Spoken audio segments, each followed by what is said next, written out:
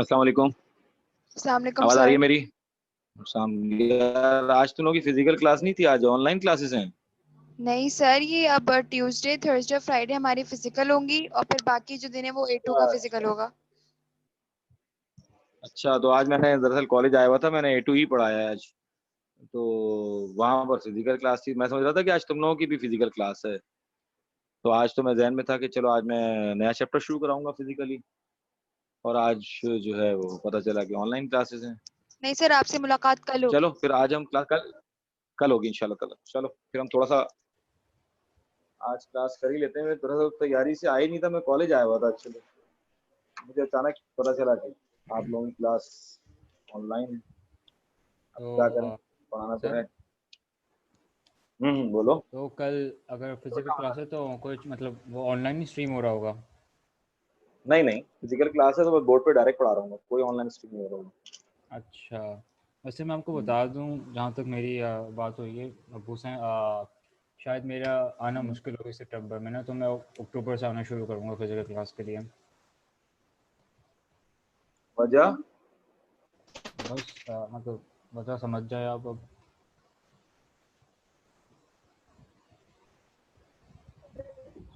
क्या?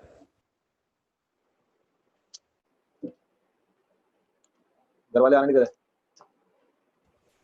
हाँ, अभी बस ये बात हुई है। मैं तो कोशिश कर रहा हूँ कि मैं नेक्स्ट हफ्ते से कर लूँ, लेकिन अगर कुछ हो तो मैं आपको बता दूंगा। ठीक है, तो तुम एक काम कर रहा ना, जो चीज निकल जाएगी ना उससे पढ़ लेना फिर अलग से। ठीक है सर। सर आमिर, आपकी आवाज बहुत कट कट के आ रही है। हाँ आएगी आएगी, अभी सही आएगी। मैं दरअसल वो कह रहा हूँ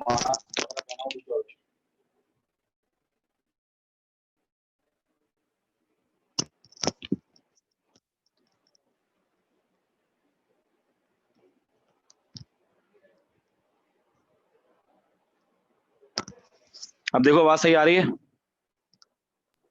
यस सर। अच्छा जी। यार आज मैं फिजिकली जो पढ़ाऊंगा उसकी पहले से थोड़ी सी प्रिपरेशन करा रहा हूँ। स्पेशली तौर पर मैं बता दूं किन लोगों का ज्यादा फायदा होने वाला है अभी। हसनैन हैदर, तुम्हारा बहुत ज्यादा फायदा होने वाला है। अब्दुल्ला का भी होने वाला है। नवीरा, सात सलाम, आप लोगों का बहुत फायदा होगा। एक्चुअली हमने जो पार्टनर सोल ट्रेडर हमने चैप्टर खत्म कर लिया है। सोल ट्रेडर के बाद हमारा चैप्टर स्टार्ट हो रहा है पार्टनरशिप। तो क्यों ना आज हम थोड़ा सा पार्टनरशिप के ऊपर बात कर लें। फिजिकली तौर पे कराऊंगा तो थोड़ा सा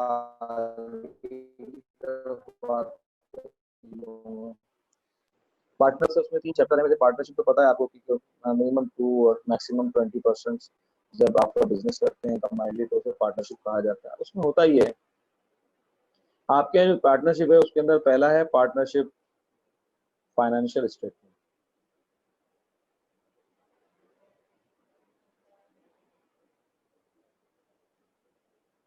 दूसरा चैप्टर है चेंजेस। अब पार्टनरशिप चेंजेस से क्या मुराद है कि आपका कोई पार्टनर नया एडमिट हुआ,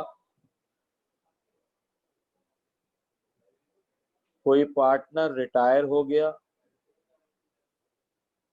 या कोई change of agreement of profit और लॉस। और उसके बाद जो तीसरा चैप्टर है वो है पार्टनरशिप में डिसोल्यूशन, पार्टनरशिप का इख्तिताम। ये तीनों चैप्टर बहुत इंपॉर्टेंट हैं आपके एएस लेवल में, क्योंकि इसमें से एक सवाल ऑलमोस्ट 100% आपके एग्जाम में आता है। अच्छा, अब मैं आ जाता हूँ पहली बात पर, पार्टनरशिप फाइनेंशियल स्टेटमेंट। जरा गौर से सुनना भाई। पार्टनरशिप फाइनेंशियल स्टेटमेंट का मतलब क्या है? फाइनेंशियल स्टेटमेंट पार्टनरशिप का नाम जब आता है तो हमारे जहन में फौरन आना चाहिए प्रोसीजर। प्रोसीजर क्या है कि सबसे पहले तो आपको कहा जाएगा कि आप इनकम स्टेटमेंट बनाइए जैसे नॉर्मल बनाते हैं। अब आपका फायदा हो जाएगा क्योंकि आपने सोल ट्रेडर में इनकम स्टेटमेंट बनाना अच्छा तरह सीखा था।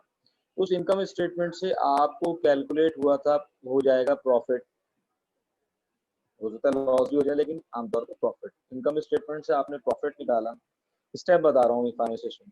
जब आपने प्रॉफिट कैलकुलेट कर लिया तो फिर आप बनाएंगे इनकम डिस्ट्रीब्यूशन समरी, यानी कि आपने बनाना है कि भाई पार्टनर्स जो है उसके आपस में जो एज पर एग्रीमेंट पार्टनर्स ने डिसाइड किया था कि किस पार्टनर्स के हिस्से में क्या जाएगा, तो उसको हम कहते हैं इनकम डिस्ट्रीब्यूशन समरी। वो आप इनकम डिस्ट्रीब्यूशन समरी जब बनाते हैं तो उससे क्लियर हो जाती है कि आपने प्रॉफिट यानी कि अप्रोप्रिएशन अकाउंट जिसे कहते हैं।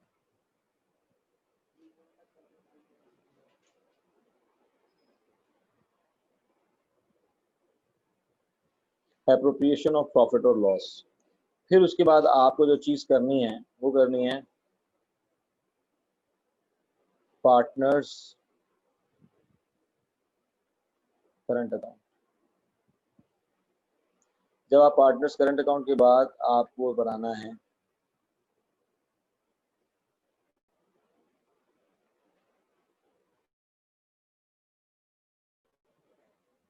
Statement of financial position. तुम लोगों को बहुत अच्छा आइडिया है इनकम स्टेटमेंट बनाने का और स्टेटमेंट ऑफ फाइनेंशियल पोजीशन बनाने का, बट तुम लोगों को थोड़ा सा आइडिया या मतलब जो उन्होंने जिनका बैकग्राउंड कॉमर्स का उनको तो आइडिया है कि एप्रोप्रिएशन अकाउंट कैसे बनाया जाता है और पार्टनर्स करंट अकाउंट कैसे बनाया जाता है, लेकिन सब लोगों को आइडिया नहीं है और जो कॉमर्स के हैं उनको भी बहुत अच्छा इस पर ग्रिप नहीं होती बाज़ दफ़ा। तो अगर हम ये दो चीज़ें सीख लें एक्स्ट्रा, और ये दो चीज़ें तो हमें ऑलरेडी आती हैं, तो हमारा ये पूरा चैप्टर फाइनेंशियल स्टेटमेंट का कवर हो जाता है। लेकिन क्योंकि ये ओ लेवल नहीं है, ए लेवल है, इसके अंदर एडवांस लेवल पर थोड़ा सा क्वेश्चंस की जो लैंग्वेज है वो थोड़ी चेंज आती है, ट्रिकी आती है, तो उसमें आपको कभी कभार परेशानी होती है अगर आपने बहुत कॉन्सेप्चुअल स्टडी नहीं की होती। तो इसमें आपको थोड़ा सा पहले तो फॉर्मेटिंग आपको क्लियर होना चाहिए, क्योंकि इनकम स्टेटमेंट की फॉर्मेटिंग तो आपको पता है, लेकिन इन एप्रोप्रिएशन अकाउंट, प्रॉफिट और लॉस एप्रोप्रिएशन अकाउंट की फॉर्मेटिंग क्या है वो आप मेरे साथ नोट डाउन करेंगे। क्या मैं सपोज करूंगा फिगर्स जैसे। जी बेटा, वो वाला पेज दोबारा दिखा दे, आवाज स्क्रीनशॉट लेना है, बहुत ब्लर आ रही है। अभी मैं लिखवा सब चीजों के स्क्रीनशॉट दे दूंगा ना, अभी तुम्हें जरूरत, अभी जो मैं लिखवा रहा हूँ वो ज्यादा इंपॉर्टेंट बात है बेटा। Okay sir. ठीक है, अब आप आ जाएंगे, तुम्हारे लिए बड़े काम की लाइबा, क्योंकि तुम्हारा ये प्रॉफिट और लॉस का पूरा चैप्टर कवर हो जाएगा इस वजह से। अब सपोज दैट कि आपकी पार्टनरशिप है जिसको हम कह सकते हैं ABC partnership.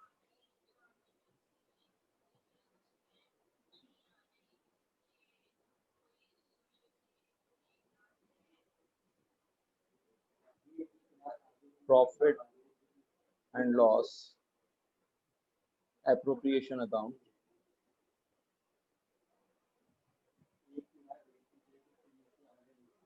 for the year ended 31st December 2018, suppose that। अब देखो जरा, तुमने टोटल इनकम स्टेटमेंट के जरिए प्रॉफिट कैलकुलेट किया, प्रॉफिट फॉर द ईयर, सबसे पहले उसको लिखने profit for the year. Suppose that profit for the year है 50,000। अच्छा, ऐसा भी हो सकता है कि आपको प्रॉफिट फॉर द ईयर निकाल कर दे दिया जाए और आपसे डायरेक्ट ही बात कर ली जाए। अगर वो 15 मार्क्स का क्वेश्चन आएगा, 30 मार्क्स का आएगा तो पूरा इनकम स्टेटमेंट बनवा लेगा। तो इसलिए प्रोसीजर आपके लिए बड़ा इंपॉर्टेंट है, क्योंकि 15 मार्क्स में वो आपसे ये दो चीज़ें ही पूछ कर रहा था। तो suppose that profit for the year है 50,000।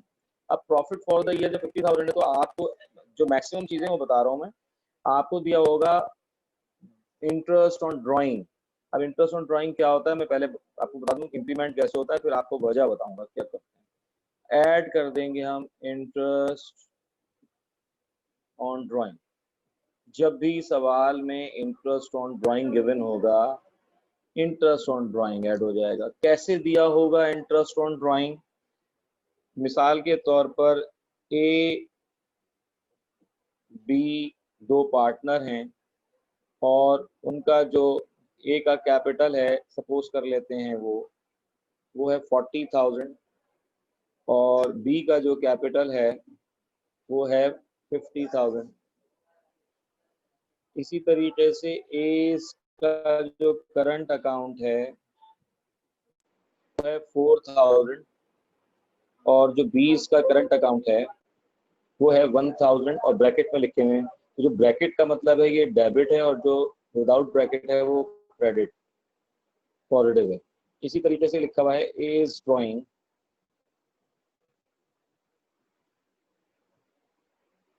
10,000 और बी इज ड्रॉइंग 15,000।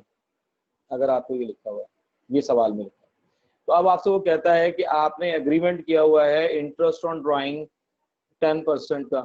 तो 10% इंटरेस्ट ऑन ड्राइंग, अगर आपको क्वेश्चन देखो जरा कंफ्यूजन हो जाती है, अगर क्वेश्चन में आपको ड्राइंग अकाउंट गिवन है तो जरूरी नहीं कि इंटरेस्ट ऑन ड्राइंग भी हो। पार्टनर्स का ड्राइंग करने का मतलब है कि उन्होंने, लेकिन ये इंटरेस्ट ऑन ड्राइंग क्यों होता है ये सुन लीजिए जरा, क्योंकि आपको थ्योरेटिकल आंसर भी कहीं कहीं देना पड़ सकते हैं इस लेवल पर। तो उसमें ही देखते हैं कि यार हमें जो है अगर कोई पार्टनर ड्राइंग करता रहेगा तो ऐसा ना हो कि कंपटीशन हो जाए कि मैंने 10,000 निकाले और दूसरा 15 निकालेगा फिर 20 निकालेगा, तो ऐसे तो बिजनेस का बुरा हाल हो जाएगा।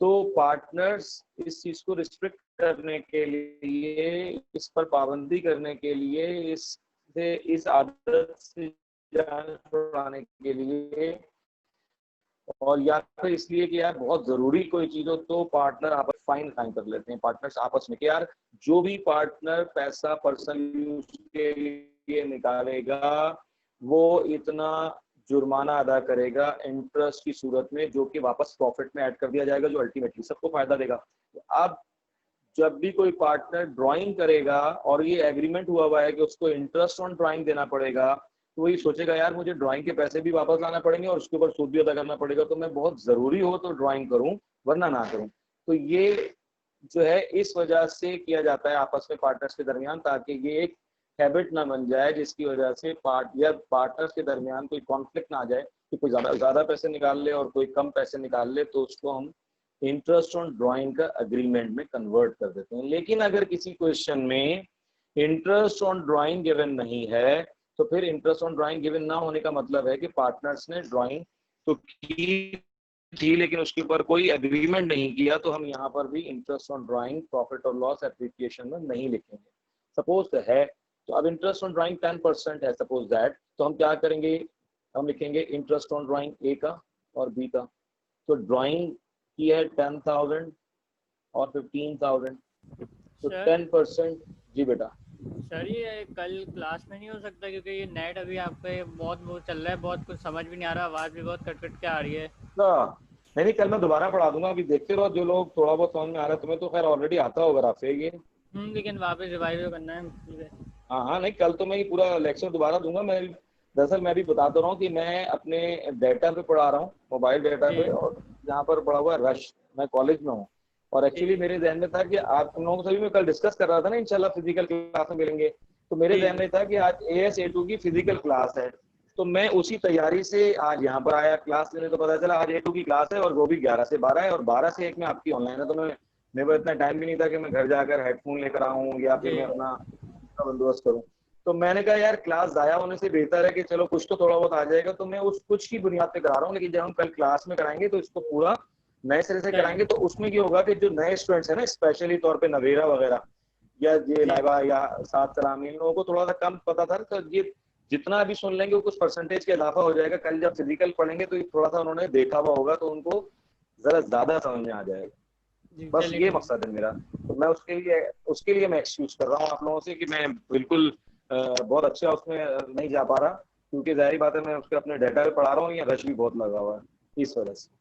ठीक है, थैंक यू। ठीक है जी। तो भाई इसी बुनियाद पर कह रहा हूँ कि चलो वो थोड़ा बहुत दिमाग में जो बात रह जाएगी कल जब मैं दोबारा कराऊंगा तो वो बहुत अच्छी हो जाएगी, और मकसद कोई नहीं है मेरा।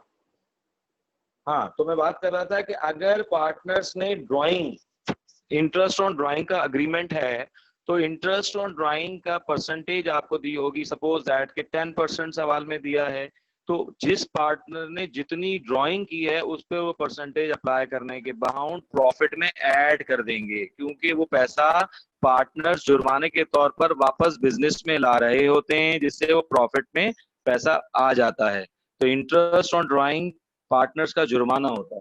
तो मिसाल के तौर पर 10,000 का 1,000 आया और ये 1,500 आया, तो ये 2,500 तो आपके फ्री फंड में आ गए जो ड्राइंग की वजह से जुर्माना पार्टनर्स ने दिया।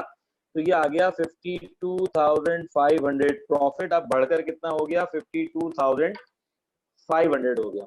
इसके बाद बस मैं ये कराने के बाद क्लास ऑफ कर दूंगा, तो मसला नहीं, बस ये एप्रोप्रिएशन का एक फॉर्मेट देख लो, फिर कल करेंगे बात। तो इंटरेस्ट ऑन ड्राइंग के बाद हम कोई भी चीज एप्रोप्रिएशन अकाउंट में ऐड नहीं करते। इसके बाद अगर पार्टनर्स ने एग्रीमेंट किया हुआ है कि इंटरेस्ट ऑन कैपिटल पार्टनर्स को मिलेगा, अब जो पैसा माइनस कर रहे हैं इसका मतलब है वो पार्टनर्स को वो पैसा पर्सनली तौर पर उनके अकाउंट में जा रहा है, उनको फायदा हो रहा है क्योंकि उन्होंने पैसा लगाया हुआ है। तो इंटरेस्ट ऑन कैपिटल का मतलब है कि जिसने जितना पैसा लगाया है उसके ऊपर उसका इंटरेस्ट उसको मिलेगा, जो वो प्रॉफिट में से निकालेंगे और अपने कैपिटल में ट्रांसफर कर देंगे, अपने करंट अकाउंट में ट्रांसफर कर देंगे। तो मिसाल के तौर पर वो है 12% रेट। 12% रेट सवाल में दिया होगा, तो हम क्या करेंगे, ए और बी, जो पार्टनर्स का करंट कैपिटल अकाउंट है वो है 40,000 और 50,000। तो 50,000 का 12% और 12% निकाला हमने, तो ये आया 4,800 और ये आया 6,000। तो ये पार्टनर्स को पैसा मिला, तो ये प्रॉफिट में से मिलेगा। ये कॉन्सेप्ट देने के लिए कर रहा हूँ, ये प्रॉफिट में से पैसा मिलेगा। प्रॉफिट हुआ था 50,000, पार्टनर्स ने जुर्माना भरा जिसकी वजह से 52,500 का प्रॉफिट हो गया। अब पार्टनर ने जो इन्वेस्टमेंट की थी उस पर उनको मुनाफा दिया गया एज पर एग्रीमेंट 10,800 का दोनों को। तो ये प्रॉफिट में से पैसा निकलकर ये दोनों के अकाउंट में ट्रांसफर हो जाएगा। तो 52,500 में से 10,800 माइनस हो जाएंगे, ये हमारे पास अमाउंट आ जाएगा 52,500 माइनस 10,800, ये आ जाएगा 41,700। अब हमारा प्रॉफिट कम होने के बाद 41,700 आ जाएगा। अच्छा, बाद औकात ऐसा भी होता है कि कोई पार्टनर ऐसा होता है कि जो ज्यादा वर्किंग करता है, या दोनों पार्टनर्स को, दोनों को या एक को या सैलरी की मद में भी कुछ अमाउंट दे दिया जाता है, सैलरीज या बोनस या कोई भी एक्स्ट्रा अमाउंट दिया जाता है, तो जाहिर बात है वो भी प्रॉफिट में से निकाल कर दिया जाता है। तो अगर पार्टनर्स को सैलरी मिल रही है तो वो सैलरीज भी प्रॉफिट में से निकाल कर दी जाएगी। दोनों को मिल रही है तो दोनों के अकाउंट का टोटल कर लेंगे और वो उनके अकाउंट में जो है वो ऐड कर दी जाएगी। तो फर्स्ट करें ए और बी दोनों को सैलरी मिली, तो सैलरी मिली सपोज दैट के 5,000 और दूसरे को मिली 15,000। तो 20,000 की जो सैलरी मिली वो भी आप माइनस कर लेंगे। तो 41,000 में से 20,000 आप माइनस कर देंगे, तो आपके पास जो बचेगा वो 21,700 बचेगा, जिसको हम कहते हैं रिमेनिंग प्रॉफिट। रिमेनिंग प्रॉफिट,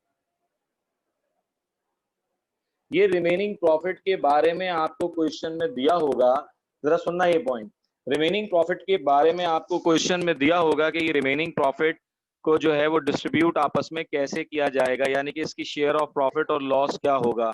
अच्छा, ये सुन लें सर, काम की बात है। एज पर प्रॉफिट और लॉस, हाँ बेटा बोलो, आवाज आ रही है? सर ये बोलो। पूछना है, बाजू का तो कोई लोग जैसे इनकम स्टेटमेंट के नीचे बना लेते हैं एप्रोप्रिएशन अकाउंट, तो वो सही है या अलग ही बना है? अलग ही नहीं, नहीं वो सवाल अच्छा किया। एग्रीमेंट जो है वो अगर आपकी रिक्वायरमेंट में सवाल में दिया हुआ है prepare income statement and appropriation account, फिर साथ बनाना है। अगर वो कहता है requirement A prepare income statement and find profit, और उसके बाद क्या रिक्वायरमेंट बी प्रिपेयर प्रॉफिट और लॉस एप्रोप्रिएशन अकाउंट, तो फिर हम अलग अलग बनाएंगे। लेकिन अगर एक ही रिक्वायरमेंट में एक ही मार्किंग स्कीम के तहत वो आपसे एक ही लाइन में रिक्वायरमेंट ए या 1 में कह रहा है कि आप इनकम स्टेटमेंट भी बनाइए और एप्रोप्रिएशन भी कंटिन्यू कीजिए, तो ये जो मैंने 50,000 लिखे हैं ये कंटिन्यू इनकम स्टेटमेंट का प्रॉफिट आएगा, उसके साथ कंटिन्यू एप्रोप्रिएशन अकाउंट हो जाएगा। तो ये रिक्वायरमेंट की नीड के हिसाब से हम क्वेश्चन सॉल्व करते हैं, ठीक है। अच्छा, अब मैं एक बड़ी दिलचस्प बात कर रहा था कि अगर पार्टनर्स ने आपस में 21,700 का ही रिमेनिंग प्रॉफिट था, अभी बच गया, और पार्टनर्स ने आपस में कोई एग्रीमेंट नहीं किया, तो क्या होगा? तो कोई मुझे बताएगा? नो अग्रीमेंट फॉर प्रॉफिट और लॉस बिटवीन द 50-50 होता है। पार्टनर्स। बिल्कुल 50-50 होता है। मतलब ये है कि आपका एग्रीमेंट ये है कि अगर प्रॉफिट और लॉस पार्टनर्स ने आपस में ना किया हो तो चाहे किसी का कैपिटल 40 हो, किसी का 50 हो, किसी का 10 हो, किसी का 20 हो, आपका इससे कोई सरोकार नहीं होता। जो भी रिमेनिंग प्रॉफिट होता है वो आपस में बराबर बराबर डिवाइड कर दिया जाता है। तो यहाँ पर अगर अगर हाँ अब अगर वो कहता है कि रेशो जो है वो 2:3 है, 2:3 का मतलब क्या हुआ कि ए का हिस्सा जो है वो दो हिस्से हैं और बी के 3 हिस्से हैं, तो टोटल कितने हिस्से हो गए? 5। तो 2/5 3/5 रेशियो से हम डिवाइड कर लेते हैं। सवाल में सपोज दैट अगर सवाल में दिया है कि 2:3 है तो डिस्ट्रीब्यूशन ऑफ प्रॉफिट जो है वो 21,000 का वो कैसे निकलेगा? उसको हम लिखते हैं डिस्ट्रीब्यूशन ऑफ प्रॉफिट या शेयर ऑफ प्रॉफिट। तो शेयर ऑफ प्रॉफिट में ए के हिस्से में और बी के हिस्से में जो पैसे आएंगे वो हम 21,700 का 2/5 और 21,700 का 3/5 कैलकुलेट करेंगे, जो आपका आ जाएगा 21,700 मल्टीप्लाई बाय 2 डिवाइडेड बाय 5, तो ये आ रहा है 8680। यहाँ लिख देंगे 8680। और दूसरे का आ रहा है 13020, 13020। तो ये टोटल वही आ जाएगा आपका 21,700। तो इस तरीके से एप्रोप्रिएशन अकाउंट बनाया जाता है। प्रॉफिट और लॉस एप्रोप्रिएशन अकाउंट ऐसे बनाया जाता है। एक दफा फिर माजरत भाई कि मैं अपने मोबाइल डाटा से पढ़ा रहा हूँ तो अब थोड़ा सा ब्लर हो रहा होगा, लेकिन कल इंशाल्लाह फिजिकल जब क्लास होगी तो ये लेक्चर में एक रिवीजन करा दूंगा। मैं स्पेशली वो मैंने जो नाम लिया 2-3 स्टूडेंट्स की वजह से करा रहा हूँ। नवेरा आपको आवाज क्लियर आ रही है? थोड़ा बहुत समझ में आया होगा। अगर 10-20% भी आया तो कल इंशाल्लाह वो 100% जल्दी हो जाएगा। तो देखें नवेरा आपकी समझ में आया? कुछ पॉइंट्स बात समझ में आई मैंने क्या कहा? नवेरा है? मुझे नहीं पता है या नहीं, मैं लिस्ट नहीं देखी, शुरू में तो देखा था।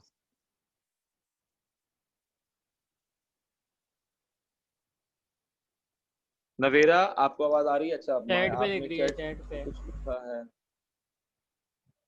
हाँ बस सही है, बहुत थोड़ा तो बिल्कुल ऐसा तो नहीं है ना समझ में आया हो। थोड़ा बहुत समझ में आया तो मैं जबानी लेक्चर दे रहा हूँ तो उसमें आपको ये रिवीजन कर रहा हूँ मैं इसका पूरा ना एक समरी बना रहा हूँ। तो आप मेरी बात को गौर से सुनेंगी और फिर मैं इसकी पिक्चर भेजूंगा तो आपको इंशाल्लाह ताला बहुत बेहतर समझ में आ जाएगा। जो आज तक का लेक्चर है आज तक का समझ में आ जाएगा। अच्छा और कौन था भाई हमारे पास? सर लाइबा आपको? बस हाँ बेटा डिस्ट्रीब्यूशन ऑफ प्रॉफिट का थोड़ा बोलिए। सा समझा दें दोबारा। डिस्ट्रीब्यूशन ऑफ प्रॉफिट रिपीट कर दें। बस सही है, बस सही। अब आप लोग सिर्फ मेरी जो है ना करते वो ना। सुनिए, स्टोरी सुनिए आप मेरी। दोबारा बता रहा हूँ सुनिएगा। बहुत जीरो से शुरू कर रहा हूँ। देखें जब पार्टनर्स एक नई पार्टनरशिप फॉर्म करते हैं तो आपस में एक अग्रीमेंट करते हैं। उस अग्रीमेंट के अंदर सिर्फ ये अग्रीमेंट नहीं करते कि आपस में प्रॉफिट और लॉस डिवाइड कैसे होगा, क्योंकि वो गोइंग कंसर्न कॉन्सेप्ट होता है। गोइंग कंसर्न कॉन्सेप्ट हर बिजनेस के लिए जरूरी इसलिए होता है कि जो भी बिजनेस किया जाए वो लॉन्ग टर्म बेसिस पर किया जाए, उसकी प्लानिंग लॉन्ग टर्म बेसिस पर की जाए। तो पार्टनरशिप जब आपस में की जाती है तो आपस में तय किया जाता है कि पार्टनर्स जो हैं वो ड्राइंग कितनी लिमिट तक कर सकते हैं, और अगर कोई पार्टनर करेगा तो उसके ऊपर इंटरेस्ट होना चाहिए या नहीं होना चाहिए, ताकि पार्टनर्स के जो है हैबिट ना हो जाए ड्राइंग की। तो इंटरेस्ट ऑन ड्राइंग पार्टनर्स को रिस्ट्रिक्ट करने के लिए दिया जाता है। और एक और एग्रीमेंट करते हैं कि हम जो इन्वेस्टमेंट कर रहे हैं हमारा कैपिटल कहलाता है, उस कैपिटल के ऊपर हम इंटरेस्ट कितना लेंगे अगर हमें मुनाफा होगा। और उसके बाद अगर कोई पार्टनर रेगुलर बेसिस पर ज्वाइनिंग करता है, काम करता है, वर्किंग करता है, वर्किंग पार्टनर भी होते हैं, सारे पार्टनर भी वर्किंग हो सकते हैं, तो फिर वो अपनी सैलरी की मद में भी कुछ पैसे लेते हैं। तो वो भी पैसे कितने लेंगे, कितना लिमिट होगी उसकी, तो ये सारी चीजें पूरी की पूरी एग्रीमेंट बना लिया जाता है। इसके बाद पार्टनर्स जो हैं वो पूरे साल में उस एग्रीमेंट के तहत चलते हैं। उसमें क्या होता है कि सबसे पहले जो है वो पार्टनर्स जब पहले साल का इनकम स्टेटमेंट बनाते हैं और जो भी उनको प्रॉफिट होता है या लॉस होता है उस प्रॉफिट को डिस्ट्रीब्यूट करते हैं। डिस्ट्रीब्यूशन का एक प्रोसीजर होता है, वो प्रोसीजर जो आपके सामने मैं अभी कैमरा ऑन करके दिखा रहा हूँ। सपोज आपको एक पहले साल में प्रॉफिट हुआ 50,000 का। अब अगर पार्टनर्स ने एक अग्रीमेंट किया हुआ था कि जितनी ड्राइंग की हुई है पूरे साल में उस पर उसको 10% जुर्माना अदा करना पड़ेगा, जिसको इंटरेस्ट ऑन ड्राइंग कहते हैं। जो पार्टनर्स जो है वो वापस लेकर बिजनेस में आएंगे, जो कि प्रॉफिट में ऐड कर दिया जाएगा। और ये इसलिए जुर्माना दिया जाता है ताकि पार्टनर्स को शौक पैदा हो जाए कि जिसको दिल जाए वो ड्राइंग करना शुरू कर दे और एक दूसरे से फिर कॉन्फ्लिक्ट होना शुरू हो जाए। तो इसलिए इंटरेस्ट ऑन ड्राइंग, लेकिन ये कोई एग्रीमेंट का एक मस्ट पार्ट नहीं है। अगर किसी क्वेश्चन में इंटरेस्ट ऑन ड्राइंग गिवन है तो हम कैलकुलेट करेंगे, लेकिन ये जरूरी नहीं है कि इंटरेस्ट ऑन ड्राइंग गिवन हो सकता है ड्राइंग गिवन हो लेकिन इंटरेस्ट ऑन ड्राइंग का अग्रीमेंट ना हो।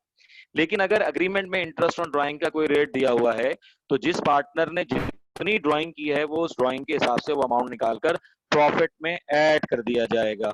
तो टोटल प्रॉफिट बढ़कर सपोज दैट यहाँ पर हो गया 52,500। अब नवेरा जरा माइक ऑन करो।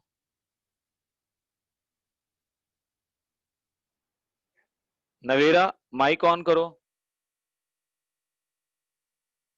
Navera, are you there?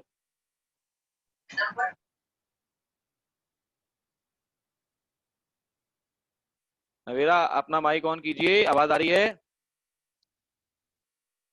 या मैं ऐसे ही बोले जा रहा हूँ बस? अच्छा, तुम्हारा माइक खराब है क्या?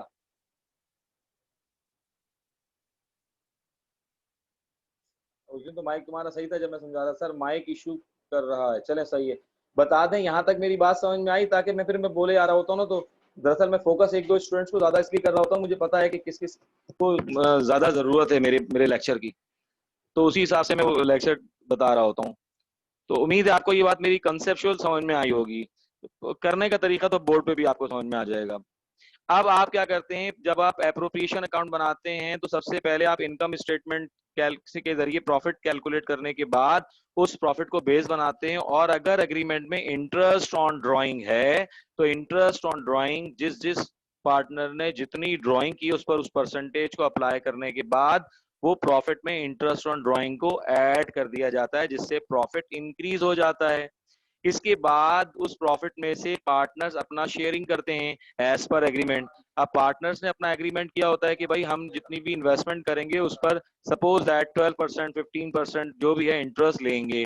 तो अब पार्टनर ने इन्वेस्टमेंट की हुई थी 40,000 और 50,000 की, जो कि उसके कैपिटल की सूरत में सवाल में लिखी हुई थी।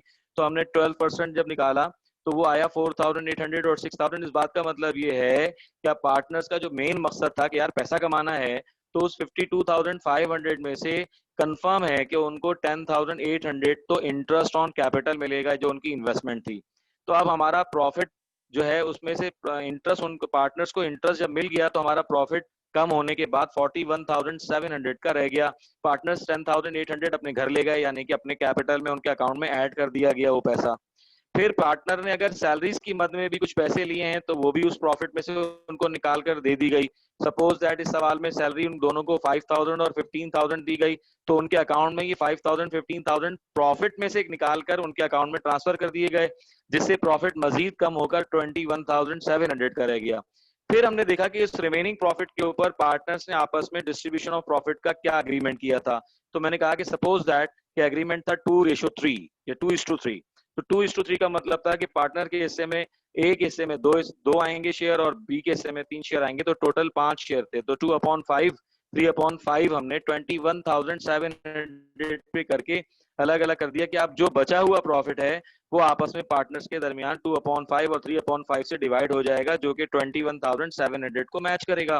तो इस तरह पार्टनर ए के हिस्से में मजीद 8680 आ गए और बी के हिस्से में 13,020 आ गए। तो ये डिस्ट्रीब्यूशन ऑफ प्रॉफिट कहलाता है, जिसको हम एप्रोप्रिएशन अकाउंट कहते हैं। इस तरीके से हमारा ये कॉन्सेप्ट हो जाता है कि अब हम अगले मरहले में आपको सिखाएंगे कि इससे हमें कैसे पता चलेगा कि पूरे साल में पार्टनर्स का जो करंट अकाउंट है वो इंक्रीज में जा रहा है या डिक्रीज में जा रहा है, उसको इम्प्लीमेंट कैसे करेंगे। लेकिन आज मैंने दिखा रहा, कल मैं ये वाला लेक्चर करने के बाद फिर कल करंट अकाउंट तक आपको लेक्चर दूंगा। कल की क्लास बड़ी इंपॉर्टेंट होगी मेरी। तो नवेरा, आप कुछ बेहतर हुआ, पहले से कुछ बेहतर फील हुआ आपको समझने में?